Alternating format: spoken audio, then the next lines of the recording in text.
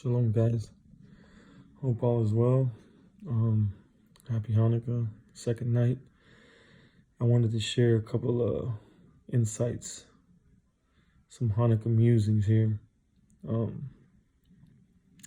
was over here thinking about a few things and how during this time of Hanukkah we celebrate the Torah's light, its victory over the darkness of Greece. And so a couple of insights came to my mind about Yeshua of Nazareth, the time that he lived in, and the circumstances, the historical context, the historicity of that time is important, and it's on a very interesting time, Hanukkah, and how it connects to Yeshua.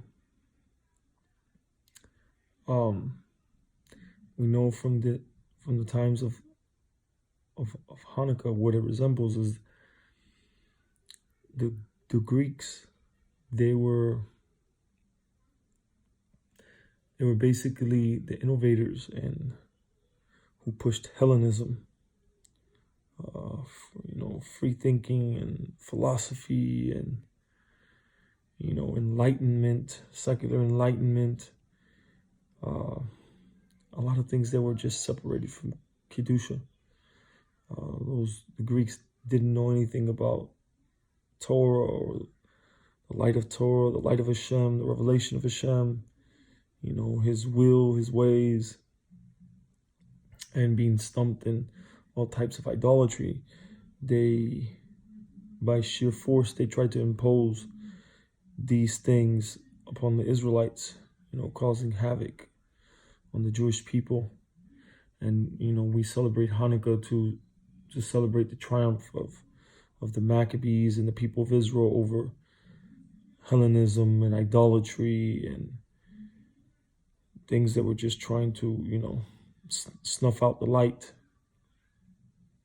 And so how does this even connect to Yeshua?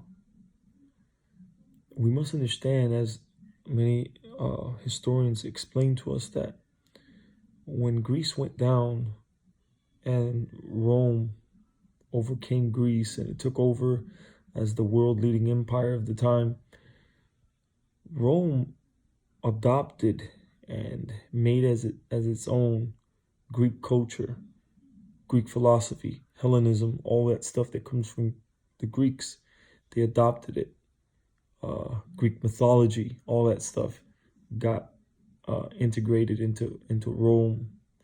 The Greek gods, the Greek religion, it was just integrated into Roman society. So it was Hellenism. The Greeks, through Alexander the Great, they had conquered so much of the known world that Greek was like English today. It was like the world language. And so, as we could see, the Romans spoke Greek, and the New Testament, as people went into exile, it was translated into what? Into Greek. And so what are we struggling with? What is one of the biggest struggles and battles that we have? People who are followers of Yeshua, who are trying to make others understand his historical context. And he was a Jew within Judaism, he would have been very much like a Maccabee in a sense, a patriot, a patriot who was all about his people, about the land of Israel, about the Torah, and combating Hellenism. He was all about these things. And so Rome was the deepest darkness of all the four major empires that we know from Nebuchadnezzar's dream.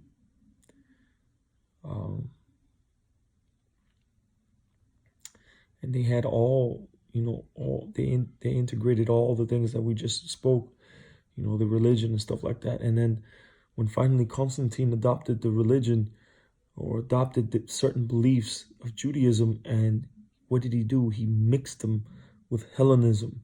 He mixed them with Greek thought. He mixed them with philosophy. And they didn't have anybody to really teach them the true derech, the true way of Yeshua, who was a Jew within Judaism. He wasn't a Greek. He wasn't a Christian. There was no such thing at that time, you know. Jesus barely had any relationships with Gentiles. He came, and his movement was among Jews among Judaism. This is who he taught. You know, he led a truth movement, bringing people back to the derech. And I wanted to read to you a few things from the Gospel of John, which is very important, and it's an opportune time during Hanukkah. You read in chapter 10, you see Yeshua observing the festival of Hanukkah, the Feast of Dedication. That's another name for Hanukkah.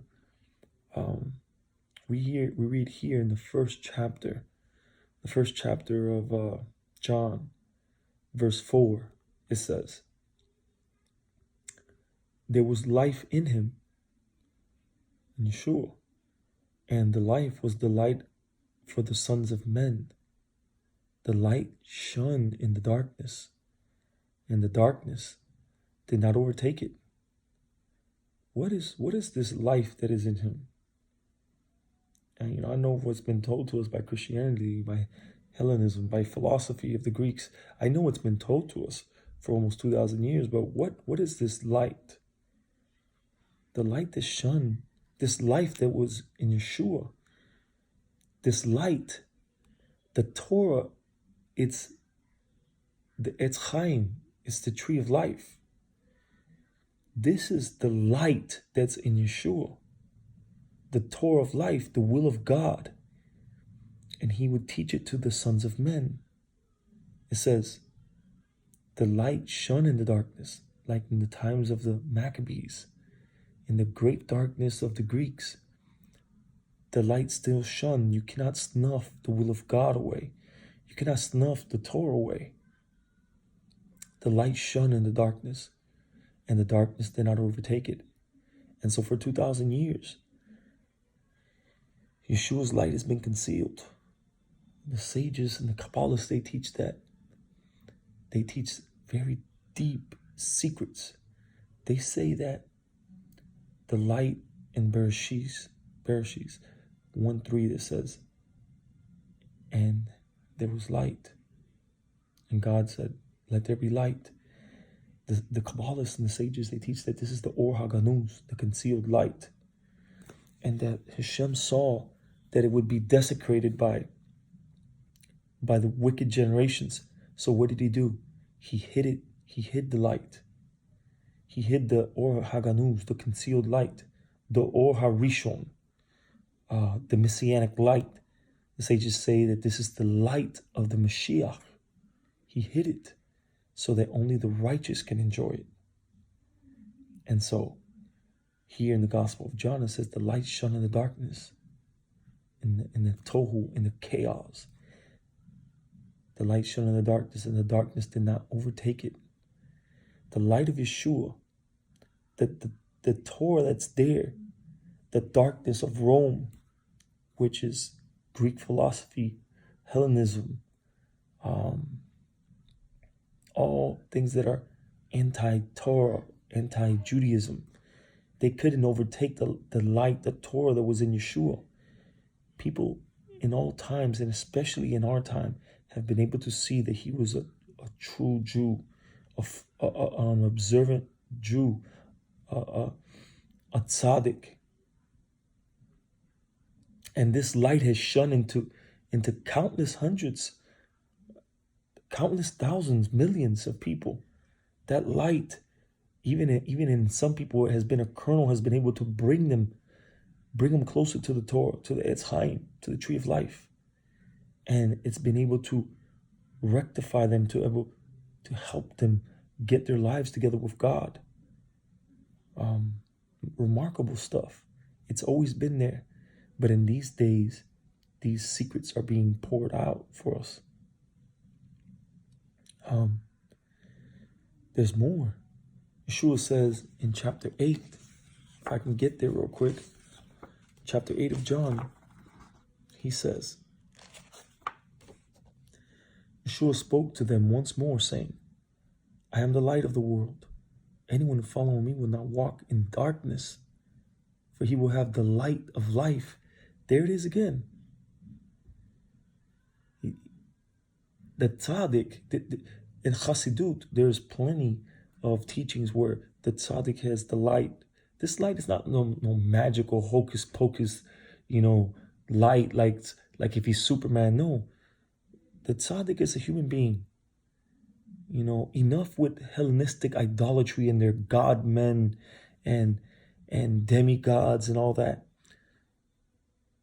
Yeshua is an Adam, a servant of Hashem. An Adam is a person who is submitted to God and to his will, to his Torah, and keeps his Torah. And the tzaddik is the light. They are lights. They're a light to others who need to find their way out of the darkness. It says he's the light to the world. He has been a light to the nations. Isaiah says that his servant will be a light to the nations. He has been a light to me. He has been a light to so many and brought them near to the God of Israel, to his Torah, to his people. And it says, anyone who follows Yeshua will not walk in the darkness of Hellenism and of Rome, for he will have the light of life, the light which is the Torah and gives life. That's Chaim. I hope you guys have enjoyed. These are just small little secrets. There's so much more to say, but I hope you guys enjoyed. Happy Hanukkah, Chag Sameach. Peace.